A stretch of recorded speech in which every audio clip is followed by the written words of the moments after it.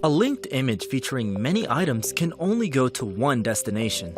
As a result, brands miss engagement, revenue, and insights relating to their products.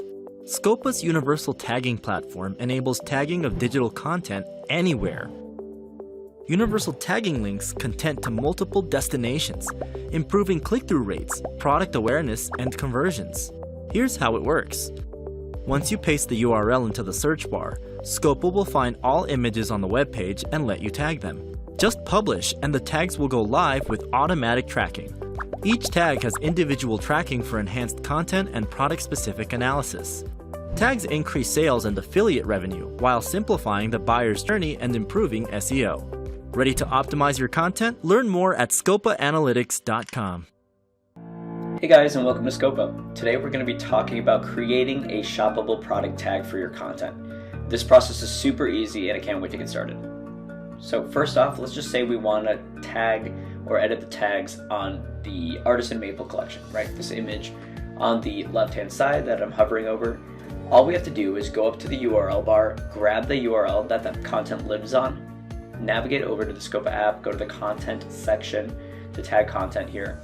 From here, all we have to do is paste that URL and grab the image that we want to tag. So here, in this case, we grabbed the image from the page before.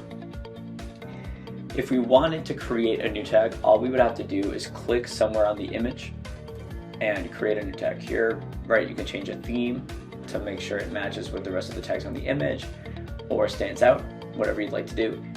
But for all intents and purposes, I'm going to go ahead and delete that for now, and let's just focus on the driftwood planter. So what we have to do is click on that tag to edit it, and here we could make the direction point differently. It fits better on the image for whatever reason, and here we can add things like a title, a subtitle, and a destination URL.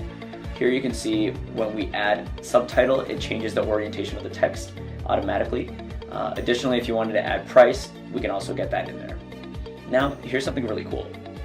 If we go ahead and go to attributes, this is going to be something really important for tracking data in product categories, right? So if we wanted to track this tag's stats and relate it to all tags of a specific color, for example, in this case, color driftwood, we can do that.